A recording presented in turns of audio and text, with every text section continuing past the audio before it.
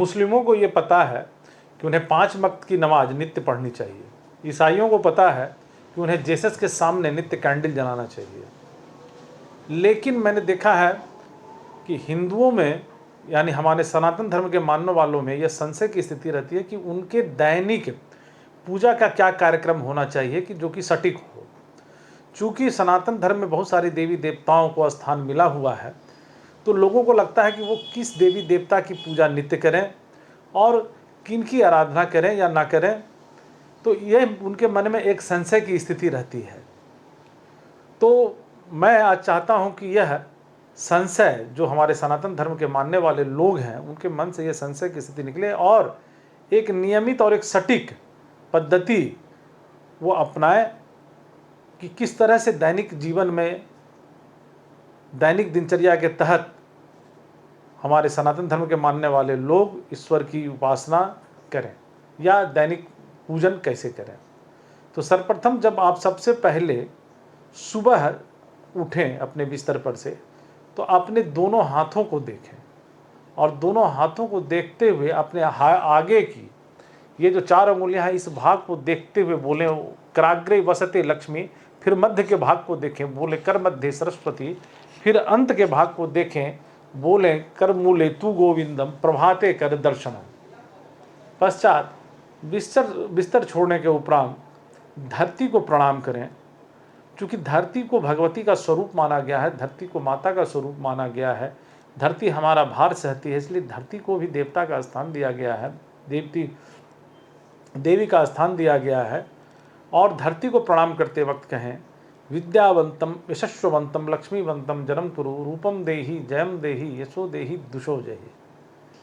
इसके पश्चात आप भगवान सूर्य के समक्ष जाएं और उन्हें प्रणाम करें। 12 नामों के साथ सूर्य को प्रणाम करने की विधि है। अगर 12 नाम ना भी लें तो भी सूर्य को नमस्कार करें, चूँकि सूर्य ही एक ऐसे देवता हैं जो प्रत्यक्ष रूप से दिखाई देते हैं। कोई भी देवता ऐसे नहीं है जो कि प्रत्यक्ष रूप से दिखाई देते हैं, सिर्फ सूर्य को छोड़कर। और सूर्य को 12 नामों के साथ नमस्कार करना चाहिए। हे रवि, हे सूर्य, हे दिनकर, हे दिवाकर, हे प्रभाकर, हे भास्कर, हे अंशुमान, हे आदित्य, हे भानु, हे दिनेश, हे अरुण, हे आलोक। पश्चात आप जब दैनिक क्रिया से निवृत्त होकर, शौच आदि से निवृत्त होकर स्नान करने के पश्चात फिर सूर्य को जल दें। जिनकी जैसी कामना हो, गृहस्थ को धन की बहुत आवश्यकता होती है, तो जिनका शादी विवाह हो चुका हो, मन में कोई कामना हो, धन को लेकर कामना हो, आजीविका को लेकर कुछ कामना हो, तो जल में रोली, लाल रंग की रोली जो होती है, उसे डालकर भगवान सूर्य को अर्घ दें। जिन कुमारी कन्याओं को या फिर जिन पुरुषों को विवाह की इच्छा हो, विवाह के योग्य हो गए हों, तो जल में हल्दी डालकर सूर्य को अर्घ दें। जो विद्यार्थी जीवन में हो, अपना कैरियर बनाना चाह रहे हों, तो जल में नीली स्याही को डालकर सूर्य को अर्घ दें। इससे उनकी कामना पूर्ण होती है। पश्चात आप एक लाल रंग का आसन लेकर, जहाँ आपने अपने घर में पूजा कक्षा स्थापित किया हो या जहाँ देवी देवता का चित्र या प्रतिमा आपने लगाया हो, उसके समक्ष एक लाल रंग का आसन लेकर बैठ जाए। चूँकि लाल रंग जो होता है वो ऊर्जा का प्रतीक होता है, शक्ति हमारी बढ़ती है, रक्त का संचरण बढ़ता है, इसलिए लाल आसन पर हम बैठ जाएं। बैठकर 3 मुख्य पुरुष देवता हैं और 3 मुख्य स्त्री देवता हैं, देवियां हैं हमारे सनातन धर्म में। ब्रह्मा विष्णु महेश सतोगुण, रजोगुण और तमोगुण के प्रतीक हैं पुरुष देवता के स्वरूप में। और माँ काली, माँ लक्ष्मी, माँ सरस्वती, ये सतोगुण, रजोगुण और तमोगुण की प्रतीकात्मक देवियां हैं। तो इनके मंत्र से आरंभ, सबसे पहले तो गणपति का मंत्र के 12 नाम विघ्ननाशक, उनके 12 विघ्ननाशक नाम है। अगर ये नाम आप ले सकें तो अच्छा है, नहीं तो सबसे पहले गणपति के मंत्र से पूजा का आरंभ करना चाहिए। ओम गण गणपते नमः। आप कम से कम 11 बार इस मंत्र का जाप करें, नहीं तो और संभव हो तो विघ्ननाशक 12 नाम लें गणेश के। और फिर आप महामृत्युंजय मंत्र 27 बार, संभव हो तो 108 बार, या नहीं तो 54 बार भी कर सकते हैं, 27 बार भी कर सकते हैं। ऐसे ही गायत्री मंत्र आप कर सकते हैं 108 बार, 54 बार या 27 बार। उसके बाद तीनों देवताओं का मैंने जो भी बताया, ब्रह्मा विष्णु महेश, ठीक है ना। तो ब्रह्मा जैसे ओम ब्रह्म देवताय नमः, ओम शिवाय नमः, ओम विष्णवे नमः, एक एक बार भी अगर नाम आप इनका ले लेते हैं तो आपकी पूजा पूर्ण है। और फिर जो स्त्री देवियां हैं उनमें ओम, अगर इनके बीज मंत्रों से भी आप इनका स्मरण करें तो भी पूजा पूर्ण मानी जाती है। जैसे ओम ऐम नमः, ये सरस्वती का बीज मंत्र है। ओम ह्रीं नमः, ये महालक्ष्मी का बीज मंत्र है।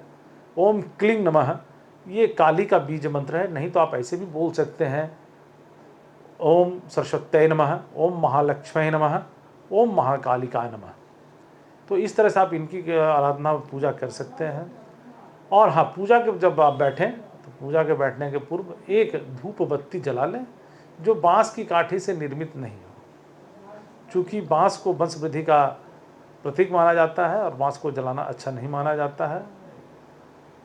इतना यदि आप करते हैं तो आपकी पूजा पूर्ण है, और इतना हर किसी को करना चाहिए, और इतना करने में आपको कोई ज़्यादा वक्त नहीं लगेगा। हाँ, इसके बाद फिर जिसके जो इष्ट हैं, हर किसी के अपने इष्ट होते हैं, किन्हीं के इष्ट शिव हैं, किन्हीं के इष्ट राम हैं, किन्हीं के इष्ट विष्णु हैं, किन्हीं के इष्ट कृष्ण हैं, किसी के इष्ट हनुमान हैं। फिर जिनके जो इष्ट हैं और उनको समय हो तो अपने इष्ट के मंत्रों का जाप करें, और जिस भी स्तोत्र का उनको जाप करना हो उनका जाप करें। तो इससे इनकी पूजा पूर्ण समझी जाएगी। और शाम में जो गृहलक्ष्मी है, जो गृहिणी है, ये अवश्य करें, हर सनातन धर्म वालों को करना चाहिए कि शाम में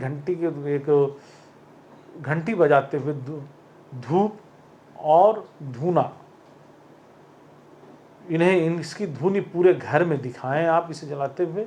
इससे क्या है कि बुरी शक्तियों का प्रभाव घर पे नहीं होता है, लक्ष्मी का आगमन बना रहता है, सुख और समृद्धि और शांति आती है।